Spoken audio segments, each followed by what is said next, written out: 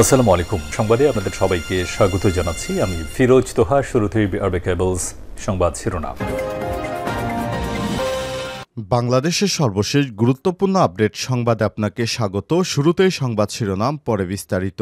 শুরুতেই জানাবো কি বার্তা দিচ্ছে শিক্ষার্থীদের নতুন রাজনৈতিক দল সেকেন্ড রিপাবলিক, গণপরিষদ ও ইনকিলাব জিন্দাবাদ। শিক্ষার্থীরা নতুন করে একটি রাজনৈতিক দল গঠন করেছে যার নাম হচ্ছে এনসিপি। এই দলে লক্ষ লক্ষ মানুষ ইতিমধ্যেই যোগ দিতে শুরু করেছে। তারা আওয়ামী লীগ ও বিএনপির রাজনীতির ভাবধারা থেকে বেরিয়ে নতুনভাবে বাংলাদেশকে আগামীর দিকে এগিয়ে নিতে এই নতুন দল গঠন করেছে। এ বিষয়ে গুরুত্বপূর্ণ সংবাদ জানাবো, সঙ্গেই থাকুন। এরপর জানাবো মিথিলা এবং অর্পণাকে অবৈধ সহযোগিতা পররাষ্ট্রের। শেখ হাসিনার সময়ে ফ্যাসিস্ট হাসিনা সরকারের আমলে রাজনৈতিক বিবেচনায় নিয়োগপ্রাপ্ত অটোয়ায় বাংলাদেশ হাই কমিশনে কর্মরত মিথিলা ফারজানা এবং অর্পণা পালকে কানাডায় পালিয়ে যেতে সহযোগিতা করেছে খোদ পররাষ্ট্র মন্ত্রণালয়। 5ই অগস্ট ছাত্র জনতার বিপ্লবে শেখ হাসিনা উৎখাত হওয়ার পর নজিরবিহীন দ্রুততায় বেআইনিভাবে আলোচিত এই দুই কর্মকর্তার কূটনৈতিক পাসপোর্ট সাধারণ পাসপোর্টে পরিবর্তনের অনুমোদন দেয় পররাষ্ট্র মন্ত্রণালয়। এ বিষয়ে গুরুত্বপূর্ণ সংবাদ জানাবো, সঙ্গেই থাকুন। এদিকে শুধু পুলিশ দিয়ে নয়, বরং রাজনীতি দিয়ে ফ্যাসিবাদ মোকাবিলা করতে হবে বললেন বিএনপি নেতা সালাউদ্দিন। জানাবো উবায়দুল কাদেরের মারা যাওয়ার খবর নিয়ে যা জানা গেল। আওয়ামী লীগের সাধারণ সম্পাদক উবায়দুল কাদের মারা গেছেন দাবিতে সম্প্রতি ইলেকট্রনিক গণমাধ্যমে 3টি ফটোকার্ড সামাজিক যোগাযোগ মাধ্যমে ছড়িয়ে পড়েছে। তবে ফ্যাক্ট চেক প্রতিষ্ঠান রিউমার স্ক্যানার এক প্রতিবেদনে জানিয়েছে এই খবরটি মিথ্যা এবং ভুয়া। এদিকে পূর্বধলায় মাদক সম্রাজ্ঞী সহ আটক 2। নেত্রকোনার পূর্বধলায় এক মাদক কারবারি সহ 2 জনকে আটক করেছে যৌথ বাহিনী। গতরাত 10:15টার দিকে উপজেলার গোহালাকান্দা ইউনিয়ন শ্যামগঞ্জ কলেজ রোড এলাকা থেকে তাদের গ্রেপ্তার করা হয়। আটককৃতরা হলেন ওই এলাকার মৃত যতন রবি দাসের স্ত্রী রিনা রবি দাস ওরফে মাস্টার রনি এবং জিতন দাস রবি দাসের ছেলে রুবেল রবি দাস 22। এবং সর্বশেষ জানাবো চলতি মাসেই প্রকাশ্যে আসছে ইরানের ভয়ঙ্কর যুদ্ধবিমান। সামরিক সক্ষমতার জানান দিয়ে আবারও শীর্ষ দেশগুলোর অন্যতম ইরান সামনে আনছে তাদের অত্যাধুনিক ভয়ঙ্কর যুদ্ধবিমান। চলতি মাসেই প্রকাশ পাবে। আসন্ন রমজানেই তারা এই ভয়ঙ্কর যুদ্ধবিমান সামনে আনবে। প্রিয় দর্শক, এতক্ষণ শুনছিলেন সংবাদ শিরোনাম, এবারে বিস্তারিত। তবে তার আগে বন্ধুরা অনুরোধ থাকবে এই সংবাদটিতে একটি লাইক দিন। এই চ্যানেলে আপনি নতুন হয়ে থাকলে আমাদের সংবাদটি দেখতে দেখতে চ্যানেলটি সাবস্ক্রাইব করে রাখুন, যাতে করে বন্ধুরা আমাদের পরবর্তী লেটেস্ট আপডেট সংবাদগুলো সবার আগে আপনার কাছে পৌঁছে যায়। এবারে বিস্তারিত। কি বার্তা দিচ্ছে শিক্ষার্থীদের নতুন রাজনৈতিক দল সেকেন্ড রিপাবলিক, গণপরিষদ এবং ইনকিলাব জিন্দাবাদ। বাংলাদেশে শেখ হাসিনা সরকারের পতনের আন্দোলনে নেতৃত্ব দেওয়া শিক্ষার্থীদের নতুন রাজনৈতিক দল জাতীয় নাগরিক পার্টি বা এনসিপির বক্তব্য ঘোষণা অনুযায়ী নানা আলোচনা সমালোচনা জন্ম দিয়েছে। শুক্রবার জন্ম নেওয়া দলটির কোনো দর্শন ও সুনির্দিষ্ট কোনো কর্মসূচি দিতে পারেনি, এমনটাও মনে করছে বিএনপি। অন্যদিকে গণপরিষদ নির্বাচনের মাধ্যমে নতুন সংবিধান প্রণয়ন, সেকেন্ড রিপাবলিক এবং দলটির স্লোগান ইনকিলাব জিন্দাবাদ, এগুলো বলে দলটি কি বলতে চেয়েছে কিংবা ভবিষ্যতে কি করতে চাইছে তা নিয়েও উঠেছে নানা রকম প্রশ্ন। দলটির সিনিয়র যুগ্ম আহ্বায়ক আরিফুল ইসলাম আদিব বিবিসি বাংলাকে বলেছেন, তারা যেসব লক্ষ্য এবং উদ্দেশ্যের কথা বলেছেন তাতে বাংলাদেশের রাজনৈতিক সংস্কৃতি পাল্টে দেওয়ার বার্তা দেওয়া হয়েছে।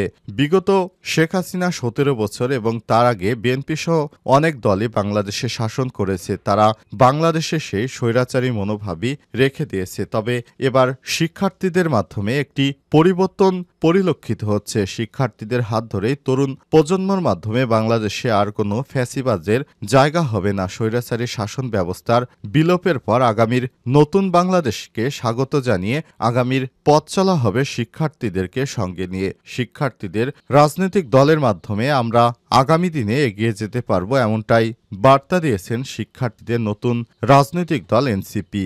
সবাই দলে দলে এনসিপিতে যোগদানের মাধ্যমে দলকে আরও বড় করার কার্যক্রম হাতে নেওয়া হয়েছে।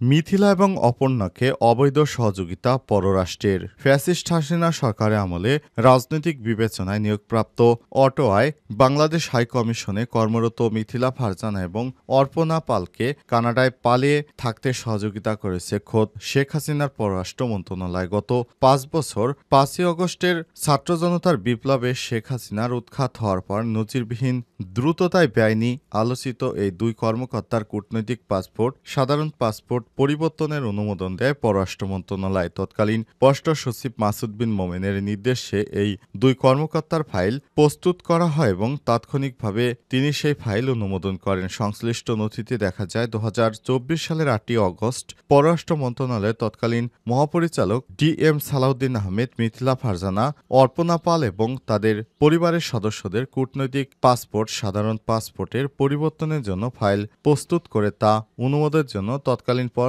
সচিব মাসুদ বিন মোমেনের কাছে উপস্থাপন করেন। আর সেই বিষয়গুলোই ফাইলটি তাৎক্ষণিকভাবে অনুমোদন দেন মাসুদ। উল্লেখ্য, ফারজানা মিথিলা এবং অপর্ণা বাংলাদেশে দুজন 71 টিভির সাংবাদিক ছিলেন। তারা শেখ হাসিনা সবসময় গুণগান গাইতেন এবং কিভাবে অবৈধ ক্ষমতাকে পাকাপোক্ত করা যায় শেখ হাসিনাকে সর্বাত্মক সহযোগিতা করতেন। হুজুরদের বিরুদ্ধে নানা রকম অপপ্রচার ও মিথ্যা সংবাদ বানিয়ে শেখ হাসিনাকে সর্বদা সহযোগিতার কাজে লিপ্ত থাকতেন এই ফ্যাসিস্টের দালাল।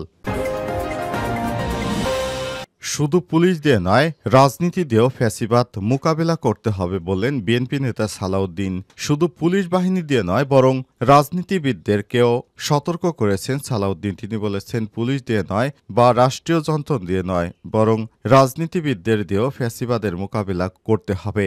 আজ বাংলাদেশ জাতীয়তাবাদী দল বিএনপির স্থায়ী কমিটির সদস্য সালাউদ্দিন আহমেদ জাতীয় প্রেস ক্লাবে এক আলোচনা সভায় সব কথা বলেছেন। সালাউদ্দিন আহমেদ বলেছেন, বিগত স্বৈরাচারী সরকারের সময়ে 17 বছর আমাদের নেতাকর্মীদেরকে কিভাবে গুমখুন করে রেখেছিল সেই প্রক্রিয়া ধারাবাহিকভাবে চলমান করে রেখেছিল শেখ হাসিনার প্রশাসনে বসানো কিছু গুন্ডা বাহিনী। এই বাহিনীদেরকে বহিষ্কারের পাশাপাশি শুধু পুলিশ বাহিনীকে সংস্কার করলে হবে না, আমাদের রাজনীতিবিদদেরও সংস্কার হতে হবে। কিভাবে এই ফ্যাসিবাদ যেন আবার বাংলার মাটিতে মাথাছাড়া দিয়ে উঠতে না পারে এবং এই ফ্যাসিবাদকে চিরতরে নির্মূল করতে হবে, এমনটাই আশাবাদ ব্যক্ত করেছেন বিএনপির এই নেতা। তিনি বলেছেন, দীর্ঘ 17 বছর অনেক অন্যায় অত্যাচার, এমনকি আমিও দীর্ঘ অনেক বছর ধরে গুমছিলাম। এই বিষয়টি যেন আর কারো সঙ্গে না ঘটে এ বিষয়ে তারা রাজনীতিবিদদের সতর্ক থাকার আহ্বান জানিয়েছেন। শুধুমাত্র পুলিশ দিয়ে ফ্যাসিবাদকে থামানো যাবে না। ফ্যাসিবাদকে থামাতে হলে নেতাকর্মীদেরকে একতাবদ্ধ থাকতে হবে, সবাই মিলে একসঙ্গে কাজ করতে হবে, তারপর এভাবেই সামনের দিকে এগোতে হবে। তা না হলে আবারও ফ্যাসিবাদ মাথাচাড়া দিয়ে উঠবে বলে মন্তব্য করেছেন বিএনপির জাতীয় স্থায়ী কমিটির সদস্য সালাউদ্দিন আহমেদ। তিনি বলেছেন, আমরা ভবিষ্যতে বাংলাদেশকে বিনির্মাণ করব। তারেক রহমানের 31 দফা কার্যক্রমের মাধ্যমে সামনের দিকে এগিয়ে যাবে বাংলাদেশ।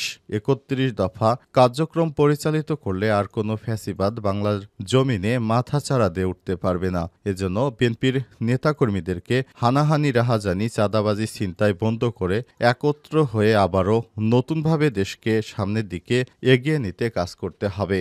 এরপর তিনি আরো বলেছেন, অনেক সময় দেখা যায় আমাদের দলীয় নেতাকর্মীদের মধ্যে বিভিন্ন কোন্দলের সৃষ্টি হয়। এগুলো করলে পতিত স্বৈরাচার আবারও মাথাচাড়া দিয়ে উঠতে পারে। সুতরাং নিজেদের মধ্যে কোনো সমস্যা থাকলে বিষয়টি আলাপ আলোচনার মাধ্যমে সমাধান করতে হবে। তা না হলে আবারও পতিত স্বৈরাচারীর শাসক গোষ্ঠী আমাদের সুযোগ নিবে এবং বাংলাদেশে আবারও তারা শিকড় গেড়ে বসতে চাইবে। সুতরাং তাদেরকে মোকাবেলা করার জন্য আমাদেরকে অবশ্যই নতুনভাবে ভাবতে হবে। ওবায়দুল কাদের মারা যাওয়ার খবর নিয়ে যা জানা গেল, আওয়ামী লীগের সাধারণ সম্পাদক এবং সড়ক পরিবহন ও সেতু মন্ত্রী ওবায়দুল কাদের মারা গেছেন বলে ফেসবুকে বিভিন্ন দাবিতে সংবাদ প্রচারিত হচ্ছে। তবে বাংলাদেশের আন্তর্জাতিকভাবে স্বীকৃত তথ্য যাচাইকারী প্রতিষ্ঠান ফ্যাক্টচেক রিমার স্ক্যানার জানিয়েছেন, আওয়ামী লীগের সাধারণ সম্পাদক ওবায়দুল কাদেরের মারা যাওয়ার বিষয়ে তারা কোনো নির্ভরযোগ্য গণমাধ্যম থেকে কোনো তথ্য বা কোনো সূত্র থেকে জানতে পারেনি। ফলে এ বিষয়টি সামাজিক যোগাযোগ মাধ্যমে প্রচার করা হয়েছে, এটি সত্য নয়। উল্লেখ্য, ওবায়দুল কাদের মারা গেছেন এই মর্মে ফেসবুকে বিভিন্ন পেজে ভুয়া ফটোকার্ড প্রচারিত হয়েছে।